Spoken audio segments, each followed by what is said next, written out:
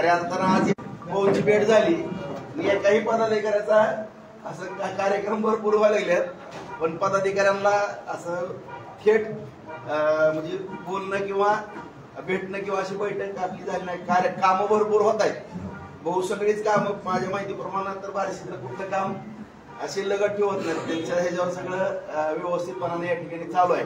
परंतु आपले सगळेच पदाधिकारी त्यांचा एक नमस्कार व्हावा या दृष्टिकोनातून भाऊ या ठिकाणी आलेले आहेत. आणि येणाऱ्या ज्या 2 निवडणुका तर जवळपास लवकर आलेले आहेत, पंचायत समिती, जिल्हा परिषद. आता बाजार समितीची निवडणूक सुद्धा भाऊनी त्या दिवशी रावल साहेबांना फोन केलाय, परंतु तो राज्याचा विषय आहे. तर रावल साहेबांना भाऊनी मला पाठवल्यानंतर मी भेटल्यानंतर त्यांनी सांगितले की राज्याचा विषय बघून तुम्ही सीएम साहेबांना भेटा आणि थोडं त्यांच्या कानावर घाला. बाजार समितीची पण निवडणूक भाऊंना भेटून बार्शीची निवडणूक पुढच्या आठवड्यामध्ये आपण लावतोय. बऱ्यापैकी बाजार समितीची पण चांगल्यापैकी तयारी केली, नगरपालिकेची पण तयारीमध्ये आहेत, जिल्हा परिषद पंचायत समितीमध्ये.